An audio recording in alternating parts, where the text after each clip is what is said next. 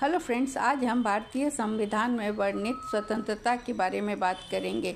स्वतंत्रता भारतीय संविधान स्वतंत्रता का अधिकार सभी नागरिकों को प्रदान करता है ताकि वे राज्य के अनुचित हस्तक्षेप के बिना अपने व्यक्तिगत स्वतंत्रता का आनंद ले सके। यह मुख्य रूप से प्रस्तावना और मौलिक अधिकारों के तहत दिया गया है। स्वतंत्रता के प्रमुख पहलू।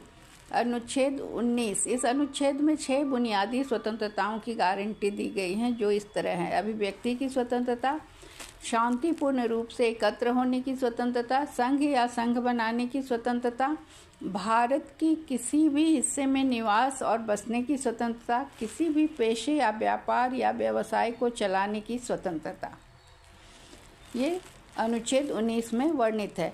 अनुच्छेद 21 जीवन और व्यक्तिगत स्वतंत्रता के अधिकार की सुरक्षा करता है, यह कहते हुए कि किसी भी व्यक्ति को जीवन और स्वतंत्रता से वंचित नहीं किया जा सकता जब तक कि कानून द्वारा स्थापित प्रक्रिया न हो।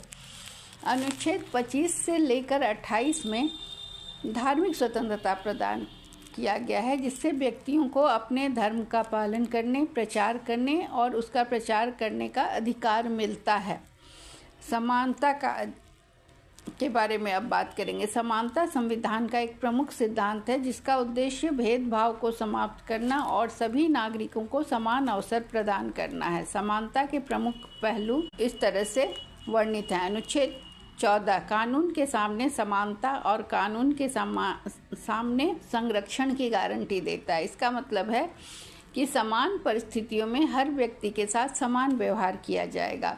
अनुच्छेद 15 धर्म, जाति, लिंग, वंश, जन्म स्थान के आधार पर भेदभाव को रोकता है। राज्य महिलाओं, बच्चों और सामाजिक रूप से पिछड़े वर्गों के लिए विशेष प्रावधान कर सकता है। अनुच्छेद 16 सार्वजनिक रोजगार के मामले में अवसर की समानता की गारंटी देता है, जिससे नागरिकों को धर्म, जाति, लिंग आदि के आधार पर रोजगार से वंचित नहीं किया जा सकता।